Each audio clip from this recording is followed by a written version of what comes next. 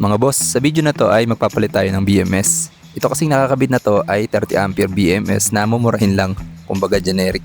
Pero bago yan, ito palang battery pack natin ay naka 4S 4P.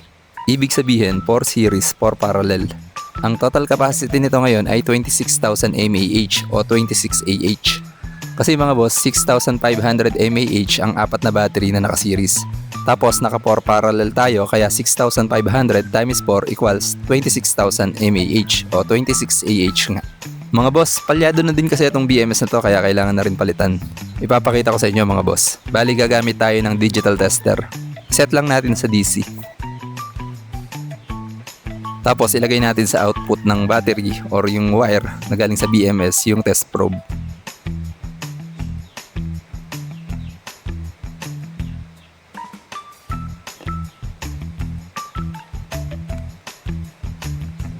Ngayon mga boss, meron tayong reading na 13.1 volts. Yan talaga yung karga ng battery na to. Pero pansinin nyo mga boss, pag diniinan ko tong BMS, biglang bumabagsak yung voltage niya.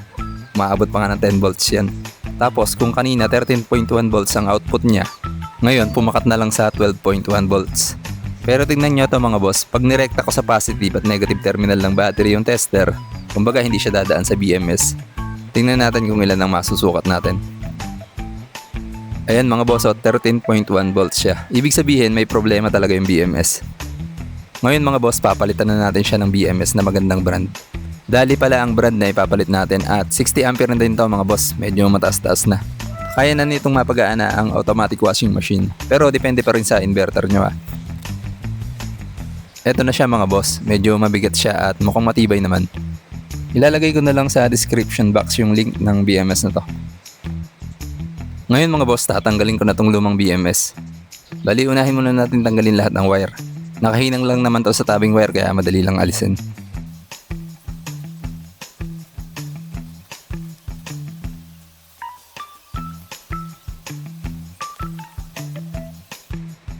Eto na mga boss, natanggalan natin.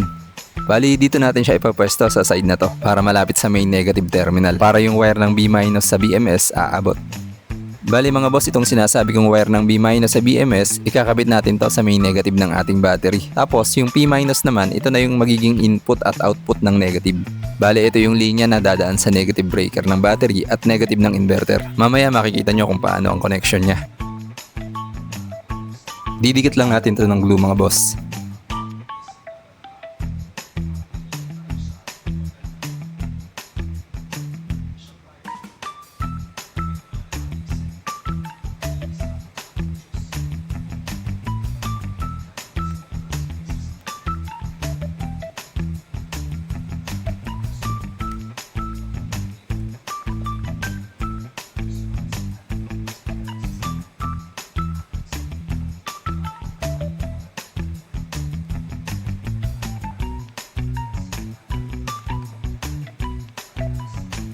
Ayan, nakadikit na mga boss.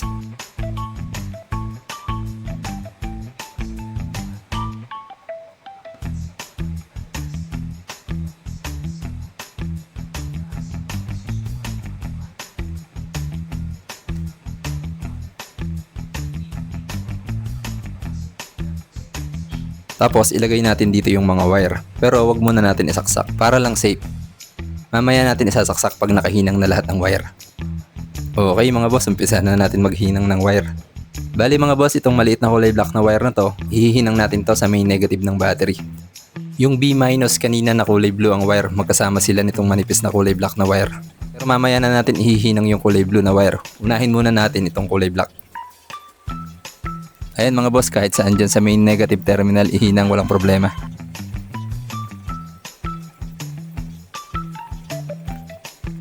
Pagkatapos natin sa kulay black na wire, yung katabi nun na wire na kulay red, bali yun yung B1, ihihinang naman natin siya sa kabilang side ng battery. Bali doon sa tabing wire ng positive ng unang battery at negative ng pangalawang battery.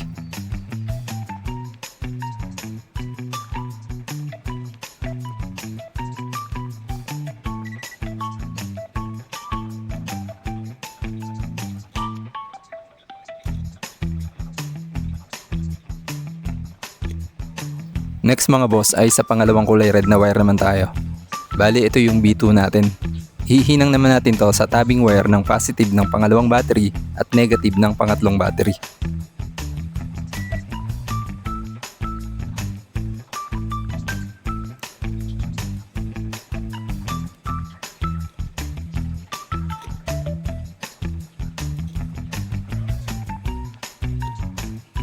Next mga boss ay sa B3 naman tayo. Bali ihihinang natin to sa tabbing wire ng positive ng pangatlong battery at negative ng pang-apat na battery.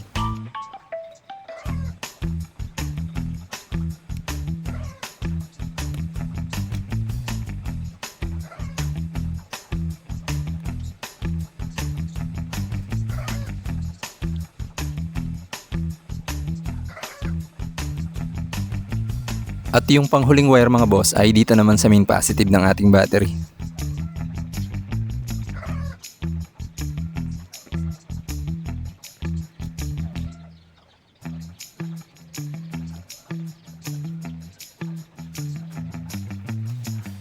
Ngayon mga boss, i-check natin kung tama ang wirings.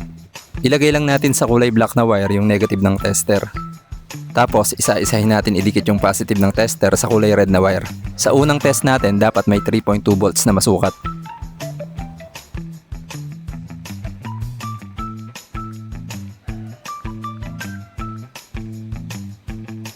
Ayan mga boss, meron tayong nasukat na 3.2 volts.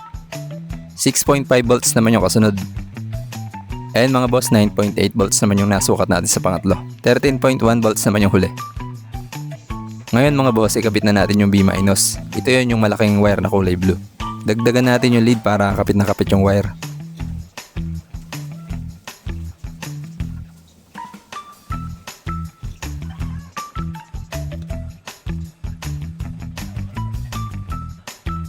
Ayan, okay na mga boss. Ngayon mga boss, ikabit naman natin yung main positive wire. Bali, ito yung magiging P+ natin. Ihinang lang natin to sa main positive ng battery.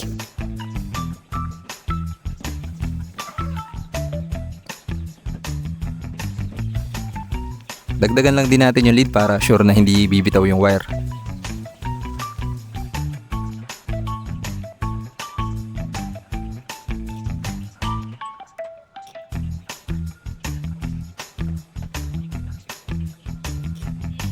Sunod mga boss ay dito naman tayo sa P-. Ito yung kulay black na wire na connected sa BMS.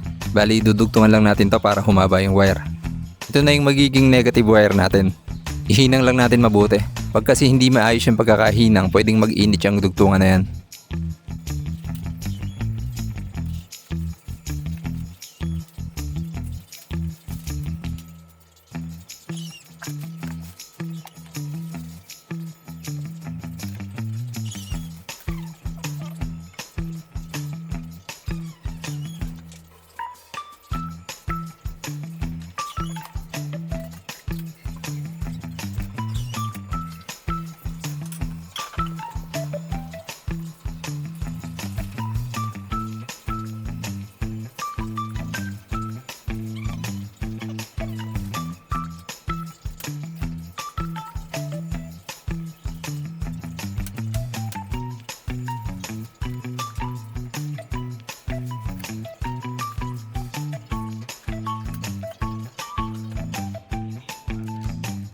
Itong maliit na wire na to, isaksak naman natin to sa NTC sa BMS.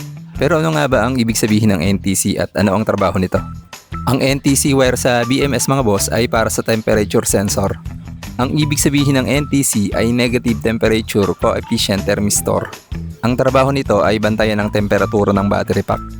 Kapag sobrang uminit ang battery, magbibigay ng signal ang NTC sa BMS. Depende sa BMS. Pwedeng ihinto ang charging, pwedeng ihinto ang discharging, pwedeng mag-trip ang BMS para protektahan ang battery. Saan naman ito kinakabit? Karaniwang idinidikit o itinatapat ito sa gitna ng battery pack o sa cell na inaasahang pinakamainit para mas accurate ang basa ng temperatura.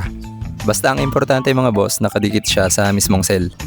Siya nga pala mga boss, sa mga hindi pa nakasubscribe baka pwedeng pasubscribe naman. At i-hit mo na rin ang notification bell para updated kayo palagi pag may bago tayong upload. Itong battery nga pala na to mga boss ay gagamitin ko sa aking small solar setup. Ngayon mga boss, itetest na natin kung may output yung BMS. Kanina 13.1 volts yung nasukat natin nung nakarekta tayo sa battery. Ngayon ang itetest natin yung dumaan na sa BMS.